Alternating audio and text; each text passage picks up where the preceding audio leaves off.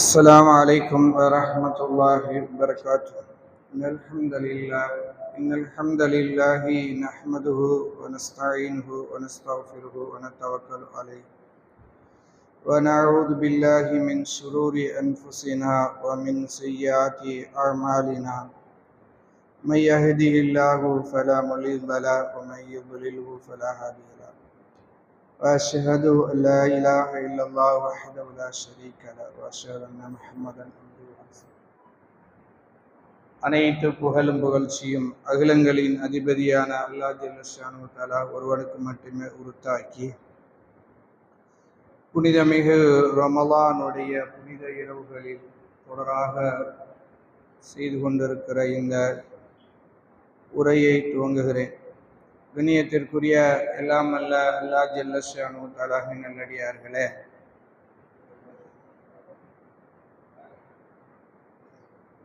நேற்று நாம் படித்ததில் இரண்டு செய்திகள் ரொம்ப முக்கியமானது. அதில் ஒன்று, இஸ்லாமிய அக்கீதாவுக்கு எது அடிப்படை?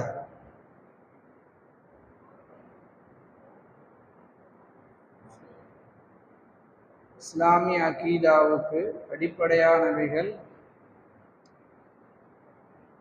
சொல்லலாம். குரானும் ஹதீஸும் தான் அடிப்படைய. வேற அக்கீதாக்களுக்கு அடிப்படை அறிவு.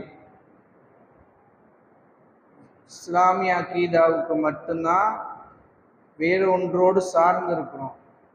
ஆனால் மற்றவர்களுடைய அக்கீதாவில் என்ன இருக்கும்னா, அவர்களுடைய மூளையே அவர்களுக்கு ஆதாரமாக இருக்கும்.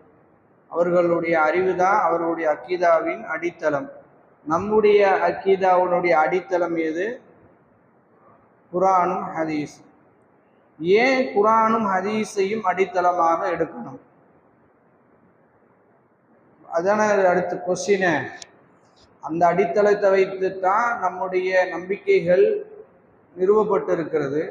இப்போ குரான் ஹதீஸை ஏன் அடித்தளமாக எடுக்கணும் அப்படின்னா, நாம் நம்ப போகிற விஷயங்கள் அனைத்துமே மறைவான விஷயங்கள் என்பதை பார்த்தோம். அதுலேயும் குறிப்பாக அல்லாஹுவை பற்றி, அல்லாஹுவை தவிர வேறு யாராலும் சொல்ல முடியுமா? அல்லாஹ்வை பற்றி அல்லாஹ் மட்டும்தான் சொல்ல முடியும். அல்லாஹ்வை பற்றி அல்லாஹ்வை மாதிரி வேறு யாராலும் சொல்ல முடியாது. அதனால தான் அல்லாஹ் ரப்புல் ஆலமீன் அவனை பற்றி அவன் சொல்லுவதற்கு வழியாக வைத்து கொண்டது வஹி. இந்த வஹியை நான் தூதர்களுக்கு கொடுப்பேன். அந்த தூதர்கள் சொல்லிக் கொடுப்பார்கள். அல்லாஹ்வை பற்றியும் மலக்குமார்களை பற்றியும் சொல்லிக் கொடுப்பார்கள். இப்போ இந்த ரெண்டும் எந்த அடிப்படையில் நமக்கு வருதுன்னா, வஹியின் அடிப்படையில், இந்த வஹியை ஆதாரமாக கொண்டுதான் இந்தது. ஏன்னா ரெண்டுக்குமே அல்லாஹ்வை பற்றி அல்லாஹ் தான் முழுமையாக அறிந்தவன். அல்லாஹ்வுடைய பெயர்கள் அல்லாஹ்வுக்கு மட்டும்தான் தெரியும். அல்லாஹ்வுடைய சிஃபத்துகள் அவனுக்கு இருப்பது அவனுக்கு மட்டும்தான் தெரியும். அவனை பற்றி நமக்கு எப்படி சொல்லிக் கொடுக்கிறானோ அப்படித்தான் நாம் அதில் நிற்கணும். மாறாக அதில் கொண்டு போய் அறிவை நுழைச்சால் என்ன ஆகும் என்பதற்கு பின்னாடி வரும் இன்ஷா அல்லாஹ். ஆனால் இந்த அடிப்படையை நம்ம மனசுல வச்சுக்கிட்டோம்னா, இந்த அடிப்படையை தான் முதல் மனிதரிலிருந்து ஒட்டுமொத்த மனித சமூகத்துக்கும் அல்லாஹ் வாக்குறுதி கொடுத்து அனுப்புறான். ஆதம் அலைஹிஸ்ஸலாம் அவர்களும் ஹவ்வா அலைஹிஸ்ஸலாம் அவர்களும் சொர்க்கத்துல விட்டு சுகபோகமாக வாழ்ந்தபோது அவர்களிடத்துல அல்லாஹ் சொன்னது, நீங்க இந்த மரத்தை நெருங்காதீங்க. நெருங்கிட்டாங்க, பிழை செய்துட்டார்கள். இப்ப பிழை செய்ததுக்கு பரிகாரம் என்ன செய்யணும்? அல்லாஹ்வே சில பாவ மன்னிப்பு வார்த்தைகளை கற்றுக் கொடுக்கிறார், அதையும் செய்கிறார்கள். இருந்தாலும் அல்லாஹ் ரப்புல் ஆலமீன் குல் நஹ்பிது மின்ஹா ஜமியா, நீங்க எல்லோரும் இங்கிருந்து இறங்கி போய்விடுங்கள் அப்படின்னா. அப்ப இருந்தது எத்தனை பேரு? 2 பேர் தான். அரபியில ஒரு வேறு மொழிகளில் இல்லாத ஒரு நடை என்னன்னா, ஒருமை, இருமை, பன்மைன்னு இருக்கும். நீங்க வேறு மொழிகள்ல ஒருமை பன்மைண்டு போயிடும். எப்படி போயிடுவாங்க? ஒருத்தர் பலர்ந்து போயிடுவாங்க. ஆனா அரபியில அப்படி வராது. ஒருத்தர், இருவர், பலர்னு வரும். அல்லாஹ் ரப்புல் ஆலமீன் இருப்பது 2 பேரு. ஆனா எப்படி சொல்றான்? மின்ஹா ஜமியா, நீங்க எல்லோரும் இறங்கி போங்கன்றான். இங்க இருந்து எல்லோரும் இறங்கி போங்கன்னா அங்க எத்தனை பேர் இருந்திருப்பாங்கன்னா, இமாம் இப்னு கசீர் ரஹ்மத்துல்லாஹ் இதுக்கு விளக்குரை எழுதுகிற போது சொல்லுகிறார்கள், இது ஆதம் அலைஹிஸ்ஸலாத்துல இருந்து கடைசியாக பூமியில் பிறந்து மரணிக்க போகிற அத்தனை மனிதனையும் குறிக்கும். எல்லோரிடத்திலையும் அல்லாஹ் சொன்ன வார்த்தை தான், நீங்கள் எல்லோரும் பூமிக்கு போய்விடுங்கள். நம்மளையும் பார்த்து அல்லாஹ் அப்ப பேசி இருக்கிறான். அது தெரியல, அதான் சொல்ற மறைவான பேசிருக்கான். எப்படி பேசுறான், என்ன உறுதிமொழி எடுத்தான், அதெல்லாம் வரும். உன்ட்ட நான் என்ன உறுதிமொழி எடுத்து நான் சொல்லி அனுப்புவேன். அப்படி வருவதற்கு ஒரு வழியாக அல்லாஹ் சொன்னது, நீங்க எல்லோரும் இறங்கி போங்க.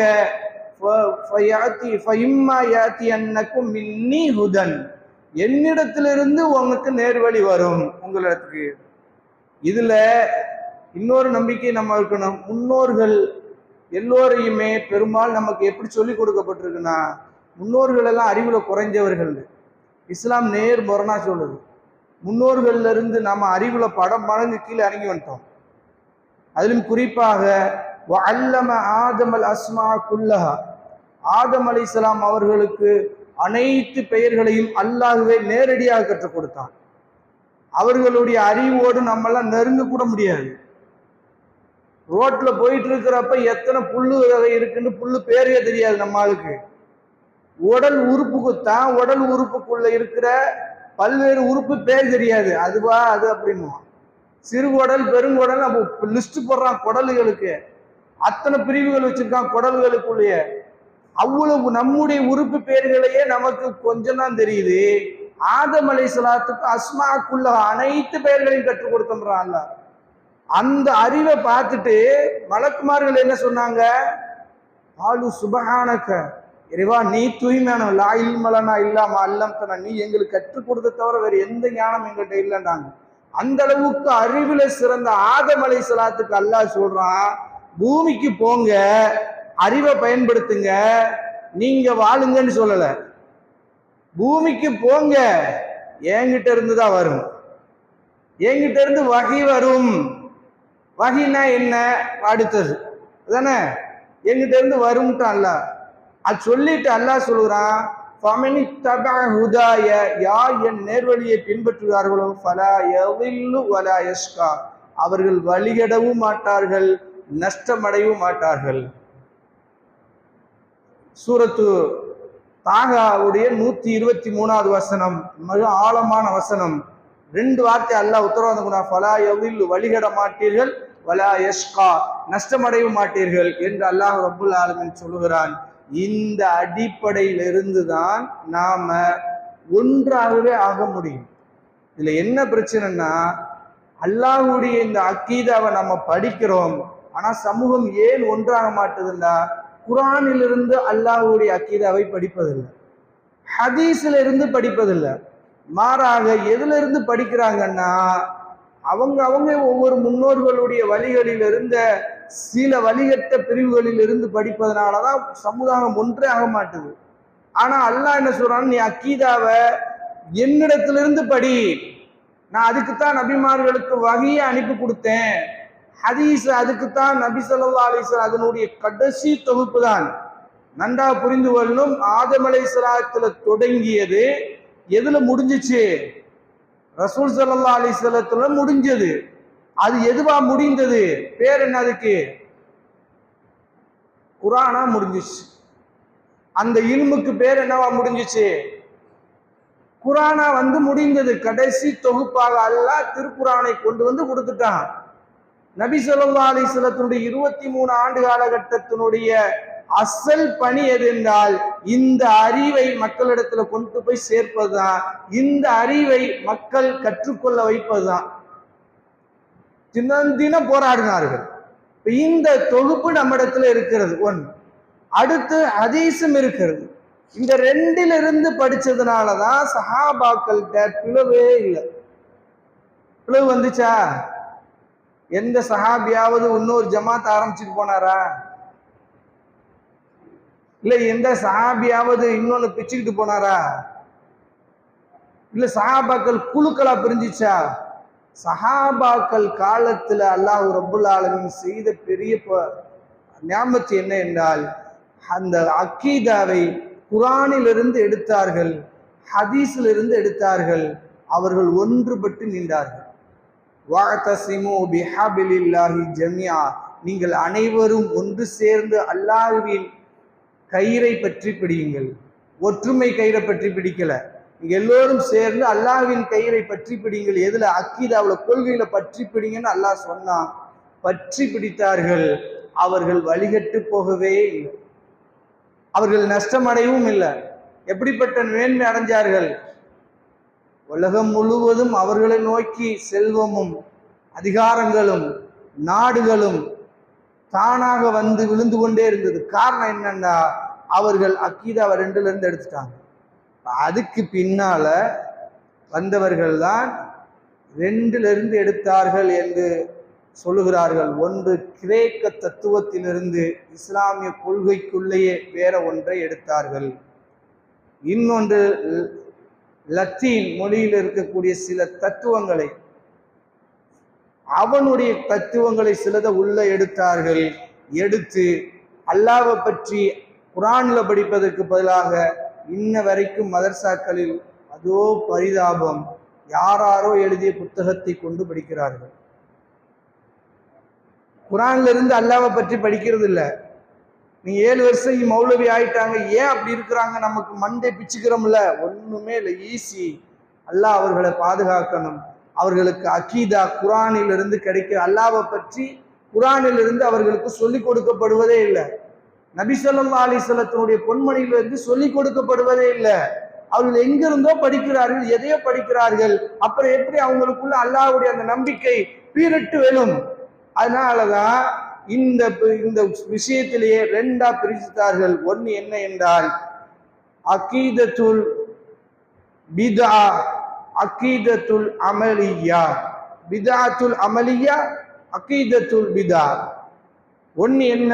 இஸ்லாத்துக்குள்ள நபி ஸல்லல்லாஹு அலைஹி வஸல்லத்தினுடைய வஃபாத்துக்கு பின்னால், அதே போல நபி ஸல்லல்லாஹு அலைஹி வஸல்லத்தினுடைய தோழர்கள் வஃபாத்துக்கு பின்னால் இந்த 2ஐயும் எப்படி வரையறுக்குது என்பதுல பெரிய பாடமாக 2 விஷயத்தை சொன்னார்கள். ஒன்று, அக்கீதா என்றால் நம்ப வேண்டிய விஷயங்களில் பிதாத் செய்தால், புதுமையை கொண்டு வந்தால் என்ன ஆவார்கள்? அமல்கள்ல புதுமையை கொண்டு வந்தா என்ன ஆவார்கள்? அமல்கள்ல புதுமையை ஒருத்தர் கொண்டு வந்தால் அவர் தப்பித்துக் கொள்ளலாம். ஆனா நம்பிக்கை விஷயத்தில் பிதாத்தை கொண்டு வந்தால் அழிஞ்சே போயிடுவார், அழிஞ்சே போயிடுவார். அது என்ன? நம்பிக்கையில பிதாத்தை கொண்டு வருதுன்னா, நீங்க வரையறுத்து நிறுத்திக்கணும். அல்லாஹ்வை பற்றி இப்ப இல்ல எப்பையும் நம்ம தெரிஞ்சு கொள்வதாக இருந்தால், அல்லது 6 விஷயங்களை பற்றி தெரிஞ்சுக்கிறதா இருந்தா, வரையறுக்கப்பட்ட திருக்குர்ஆனிலிருந்து எடுத்தால் அது மூலத்திலிருந்து நமக்கு கிடைக்குது. ஹதீஸ்ல இருந்து கிடைத்தால் நமக்கு நேர்வழி கிடைக்கிறது. இந்த 2ல அல்லாததுல இருந்து நமக்கு கிடைத்தால், அப்படி கிடைத்தால் அது வழிகேடுகளாக அமையும். அந்த வழிகேடுகளையும் நம்பிடுவார்கள். இப்போ உதாரணத்துக்கு அல்லாஹ் ரப்புல் ஆலமீன் வஹி அனுப்பித்தான் கொடுத்துக்கிட்டே இருந்தான். கிறிஸ்தவர்கள் ஏன் பிரிஞ்சு போனாங்க? கிறிஸ்தவர்கள் வழிகட்டு போய் இன்னைக்கு நரகத்தின் விளிம்பில் நின்று கொண்டிருப்பதற்கு காரணம் என்ன? அல்லாஹ் கொடுத்த வஹியோடு சேர்த்து இன்னொன்னு கற்பனைக்கு மூளைக்கு கொடுத்தார்கள். இவ்வளவு பெரிய அற்புதங்களை செய்கிற ஈசா ஏன் அல்லாஹ்வுடைய மகனாக இருக்கக்கூடாது? தானே? குர்ஆன் அவருக்கு வஹியில இருந்து எடுத்திருந்தா வந்திருக்கவே இருந்துட்டு அல்லாஹ் பிள்ளையே இல்லைன்றான். ஆனா அல்லாஹ் பிள்ளை இல்லைன்றான், இவன் பிள்ளை இருக்குன்றான். அதோட மட்டும் இல்ல, கடவுள் அவதாரமாக தரிப்பார்கள் என்று மனித கற்பனைக்கு கடவுள் கொள்கையை விட்டார்கள். மனித கற்பனையினுடைய உச்சபட்சம் கடவுள்களுடைய எல்லா முகங்களும் இன்னைக்கு வியாபாரத்து இருக்கிறது. எதுவுக்கும் உண்மை இல்லை. எல்லாத்துக்கும் காரணம் என்னன்னா, இந்த மூலத்துல இருந்துதான் நாம் அல்லாஹ்வை படிக்கணும் என்ற சிந்தனையே அழிஞ்சு போச்சு. இந்த மூலத்துல இருந்துதான் அல்லாஹ்வுடைய அமல்களை செய்யணும் என்ற எல்லா விஷயங்களும் அழிந்து போனதனுடைய விளைவு இன்னைக்கு மாட்டிக்கிட்டு முழிக்கிறோம். இப்ப இதுல உச்சபட்சமா எங்க வந்து நின்ட்டாங்கன்னா, நீ குர்ஆன்ல இருந்தானே அல்லாஹ்வை படிக்கணும்ன்ற. குர்ஆன்னா என்ன ஃபர்ஸ்ட் சொல்லு.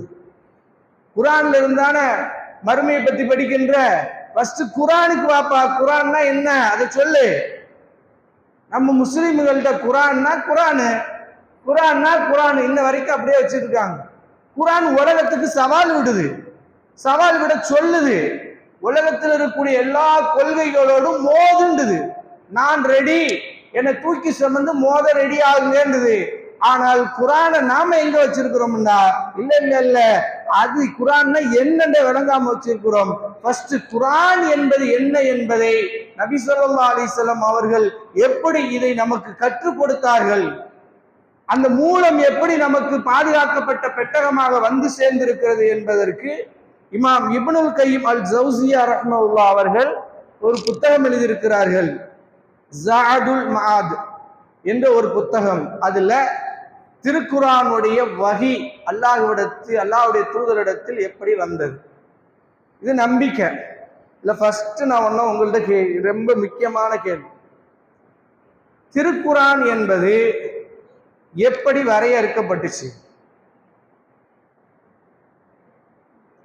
அது எப்படி கொண்டு வந்து சேர்க்கப்பட்டுச்சு?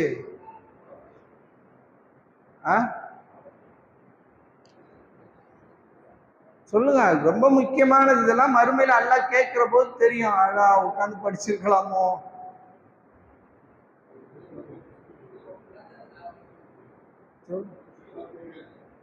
திருக்குர்ஆன் என்பது எப்படி வரையறுக்கப்பட்டுச்சு?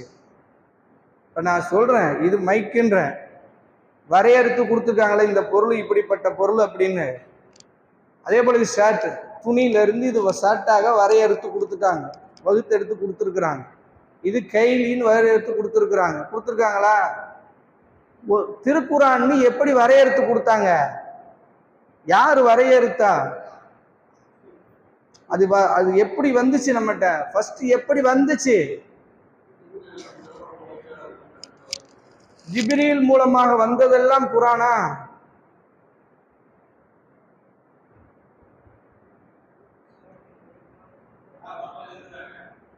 சஹாபாக்கள் எழுதுனதெல்லாம் குர்ஆனா? சஹாபாக்கள் எழுதி என்று சொன்னதெல்லாம் குர்ஆனா? ஜிப்ரீல் சொன்னதெல்லாம் குர்ஆனா? ரசூலுல்லாஹ் எதெல்லாம் குர்ஆன் சொன்னாங்களோ அதெல்லாம் குர்ஆன். 3 கொஸ்டின், 3 ஆன்சர். இதுல திருக்குர்ஆன் என்பது ஜிப்ரீல் அலைஹிஸ்ஸலாம் அவர்கள் மூலமாக மட்டும்தான் லவ்ஹுல் மஹ்ஃபூலில் இருந்து எடுத்து வர முடியும். ஃபர்ஸ்ட் அடிப்படை. திருக்குர்ஆன் எங்க இருந்தது? லவ்ஹுல் மஹ்ஃபூல் என்ற பாதுகாக்கப்பட்ட ஏட்டுல அல்லாஹ் வச்சிருந்தான். அந்த ஏட்டிலிருந்து அந்த வார்த்தையை எடுக்க முடியும், படிக்க முடியும்னா அது யாருக்கு தான் முடியும்? ஜிப்ரீல் அலைஹிஸ்ஸலாத்துக்கு மட்டும்தான் முடியும். அந்த ஜிப்ரீல் அலைஹிஸ்ஸலாம் எடுத்துட்டு வந்தாங்கல்ல, வந்து கொடுத்ததெல்லாம் குர்ஆன்ல. அவங்க குர்ஆனையும் கொண்டு வந்திருக்கிறார்கள், குர்ஆன் அல்லாததையும் கொண்டு வந்திருக்கிறார்கள். ஆனால் நபி ஸல்லல்லாஹு அலைஹி வஸல்லத்திட்ட சொல்லி கொடுப்பார்கள், இது திருக்குர்ஆன், இது திருக்குர்ஆன் என்று சொல்லி கொடுப்பார்கள். திருக்குர்ஆன் என்று சொல்லி கொடுத்துட்டாங்கல்ல. அடுத்தது ஏன்னா வழிகட்டு போனதனுடைய விளைவுகளுக்கு நம்ம அடிப்படையை விட்டதுனால இப்ப ரெண்டாவது கேட்கிறோம், திருக்குர்ஆன் என்பது அல்லாஹ்வுடைய கலாமா, பேச்சா, அல்லாஹ்வுடைய படைப்பா?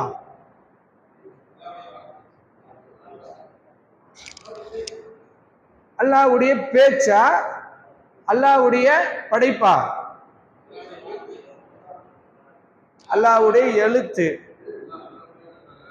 அல்லாஹ்வுடைய கட்டளை. சொல்லுங்க, அல்லாஹ்வுடைய படைப்பு கலாமுல்லா. ஏன் இதெல்லாம் சொல்றோம்னா, நம்ம குரான்ல அல்லாஹுவை பற்றியான செய்தியை படிக்க விடாமல் போனதற்கான அடிப்படை கூறுகள்ல இது ஒன்று. இது பெரிய சர்ச்சையாகி அல்லாஹுடைய திருக்குரான் என்பது அது கலாமுல்லாவா படைப்பா என்பதிலேயே பல இமாம்கள் ஜெயிலுக்கு போயிருக்கிறார்கள். பல இமாம்களுடைய உடல் உறுப்புகள் அழுகி போயிருக்கு. எதுக்கு? நம்ம சாதாரணமா சொல்றோம்ல, அது திருக்குரான் அல்லாஹ்வுடைய படைப்புனாங்க. இல்லைன்றார் இமாம் அஹ்மது பின் ஹம்பல். இல்ல, திருக்குரான் என்பது அல்லாஹ்வுடைய கலாம், பேச்சு. என் பேச்சு படைப்பாகுமா? நான் உன்னை படைச்சிறேன்னா நான் படைச்சு வச்சதான் படைப்பாகும். நான் பேசுறது படைப்பாகுமா? இல்லைன்னாங்க. கலாமுல்லா அல்லாஹ்வுடைய பேர். திருக்குரான் என்னது? அல்லாஹ்வுடைய பேச்சு. எதுக்கு நம்ம இந்த அல்லாஹ் இதுக்குள்ளெல்லாம் ஓடுறோம் சுத்துறோம்னா, நம்ம இதுக்குள்ள ஓரளவு அனலேஷன் பண்ணிட்டா தான் சரியான கொள்கைகளை சொல்லுகிற போது உள்ளத்துக்குள்ள சரசரன்னு ஏறும். தவறான கொள்கைகள் அனைத்தும் அப்படியே சருகுகள் போல கீழே காஞ்சி விழுந்துகிட்டே இருக்கும் நம்மகிட்ட இருந்து. ஆனா அது இல்லாம வெறுமனமே நம்ம நம்பணும்டா பெரிய இது ஒண்ணுமே இருக்காது.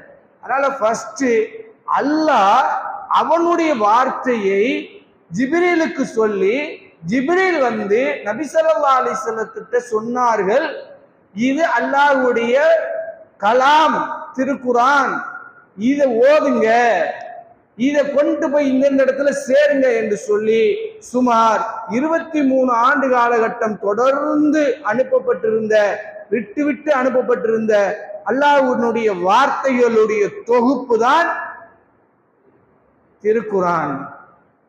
இப்ப புரிஞ்ச? திருக்குரான் இதை படைப்புன்னு சொன்னா எவ்வளவு பெரிய பாதகமானத்துக்கு போயிருவோம்.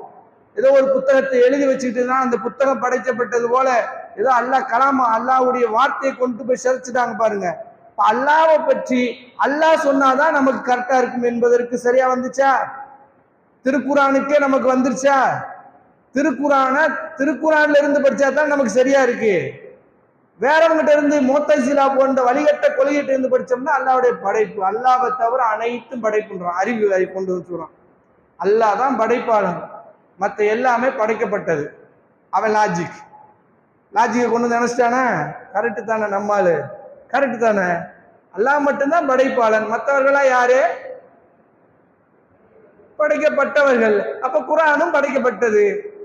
அதை இமாம் அஹ்மது பின் ஹம்பல் சொன்னார், ஓ லாஜிக்கை தூக்கி குப்பையில போடுறா, குர்ஆன் என்பது கலாமுல்லான்றான் அல்லாஹ். எதுல சொல்றான்? குர்ஆன்ல சொல்றான்.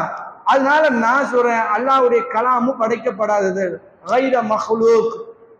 எல்லா இமாம்கள் எல்லாம் பெரு எழுத்தாக போட்டார்கள், பாடமாக போட்டு நமக்கு பாடம் சொல்லி கொடுத்தது. அப்படி நம்பாதீங்க. நம்புனீங்க எதுல போய் நிற்கும்? குஃப்ருல கொண்டு போய் விட்டுரும், காஃபிரா கொண்டு போய் நிப்பாட்டிடும். அப்படி நம்புனீங்க முஷ்ரிக்கா கொண்டு போய் நிப்பாட்டிடும். ஆனா அமல்கள்ல ஏதோ பிதத் செஞ்சிட்டீங்களா, ஒன்றும் பிரச்சனை இல்லை, அல்லாஹ் நாடினால் மன்னிப்பான். நமக்கு எத்தனை பிதாத்துகள் அமல்ல அடிச்சு தட்டியிருக்காங்க, கொஞ்ச நஞ்ச பிதாத்து இல்லை. என்ன எது? ஃபஜ்ர் தொழுகை இருக்க, ஃபஜ்ருக்கும் பாங்குக்கும் இக்காமத்துக்கு இடையில சொல்றாங்களே, அதுக்கு பேர் என்னது? பயானை இன்னைக்கு நீட்டி முழக்கிறாங்க. அது அஸ்ஸலாத்து கைரும் மினன் நௌம் சொல்றாங்கல்ல, அது சுன்னாவா பிதாவா? பிதா. ரசூல்லா காலத்துல கிடையாது, சொல்லக்கூடாது. நீ சொல்ல போனீங்கன்னா அப்படி சொன்ன பள்ளியை விட்டு இப்னு உமர் ரலியல்லாஹு அன்ஹு தூர போயிட்டாங்க. இந்த பள்ளியிலே நான் தொழ மாட்டேன்னு, அல்லாஹ்வுடைய தூதர் செய்யாத செஞ்சுட்டாங்க. அப்படி ஒருத்தர் செய்யறாரு, அல்லாஹ் மன்னிக்கலாம், வாய்ப்பு இருக்கு. ஆனா அல்லாஹ்வுடைய படைப்புன்னு குர்ஆனை நம்பிட்டா என்னவாயிரும்? போயிருமா? ஈமானே போயிடும், குஃப்ரா போயிடும். அதே போல நாம் அல்லாஹ்வுக்கு இந்த அவதார உருவம் எடுக்கிற ஆற்றல் இருக்கு அப்படின்னு சொல்றாங்க. அல்லாஹ் பிள்ளை எடுத்துட்டான், ஒருவேளை இருக்குமோ என்ற சந்தேகம் உள்ள வந்துருச்சுன்னு வைங்க, என்ன ஆயிரும்? குஃப்ருல கொண்டு போய் விட்டுரும். அதனாலதான் ஃபர்ஸ்ட் நம்ம சொல்றோம், நாம் குர்ஆன் என்பது அல்லாஹ்வுடைய கலாம், அதுல இன்னொன்னு ஆதாரம் நபிசல்லாஹு இந்த மூல கொள்கையிலிருந்து தான் நாம் அல்லாஹ்வை பற்றி இந்த 6 விஷயங்களை பற்றி படிக்கணும். அப்படி படிக்க விடாமல் தடுப்பதற்கு இந்த மூலத்தையே நமக்கு குழப்பி விட்டாங்க. குழப்பி விட்டதனுடைய விலைதான் குரானே என்ன இன்னைக்கு நமக்கு எப்படி குழம்பி போயிருக்கிறோம். அது ஏதோ ஒரு பெட்டகம் புத்தகம் அப்படின்னு நம்ம இருக்கும். ஒன்று அல்லாஹ்வுடைய வார்த்தையின் தொகுப்பு, நபி ஸல்லல்லாஹு அலைஹி வஸல்லம் மூலமாக அல்லாஹ் நமக்கு கொடுத்திருக்கிறான். அதை அவனே பாதுகாப்பான். அதான் அதுல பெரிய பியூரிட்டி நமக்கு அல்லாஹ் செஞ்ச அருள் என்னன்னா, மற்ற சமூகத்துக்கெல்லாம் செய்யாத அற்பொடை. அந்த தொகுப்பான வார்த்தைகளில் ஒரு வார்த்தையை கூட எவனாலும் சேர்க்க முடியாத அளவுக்கு அவனே பாதுகாத்துக் கொள்கிறேன் என்ற உத்தரவாதத்தோடு நம்முடைய ஈமானை அல்லாஹ் பாதுகாக்கிறான், நம்முடைய ஆணிவேரை பாதுகாக்கிறான். அதனால இந்த திருக்குரான்ல இருந்து ஏன் படிக்கணும்னு சொன்னா, மற்ற எல்லாம் கரப்டடு. இஞ்சில் வேதம் தூக்கிட்டு வந்து படி அப்படின்னா கரப்டடு. அது அப்படி வச்சிருக்கன்ட்டாங்க ரசூலா. மூசா நபிக்கு நான் எழுதி கொடுத்த அந்த தௌராத் இருக்கிறது அப்படின்னு யாராவது தூக்கிட்டு வந்தாங்கன்னா ரசூலா சொல்லிட்டாங்க, வலவுக்கான மூசா ஹையன், அந்த மூசா உயிரோடு இப்ப இருந்தாலும் அவருக்கு வேற வழியே இல்லை, என்னத்தான் ஃபாலோ பண்ணணும். எதை வச்சு சொல்றாங்க ரசூலா? குரானை வச்சுதான் சொல்றாங்க. ஏன்? அது கரெக்டடு தூக்கிட்டான். இங்களுக்கு தான் அல்லாஹ் சொன்னா, நான் தான் இன்னா நஹ்னு நஸல்னல் திக்ர வ இன்னா லஹு லஹாஃபிலூன், இந்த திக்ரை நான் தான் இறக்கினோம், நாமே பாதுகாக்கிறோம். அதுக்கு எவனாலும் நெருங்க முடியாத அளவுக்கு கேடயமாக வைத்திருக்கிறான் ரப்பு. அந்த கேடயத்தை தூக்கி ஈமானுக்கு பாதுகாப்பு வளையமா வைத்துக் கொள்ளலாட்டி பேரழிவு யாருக்கு? நமக்கு தான். அல்லாஹ் அதை புரிந்து நடக்கக்கூடிய மக்களாக ஆக்குவானாக. வாஹிரு தாவானா அல்ஹம்துலில்லாஹி ரப்பில் ஆலமீன்.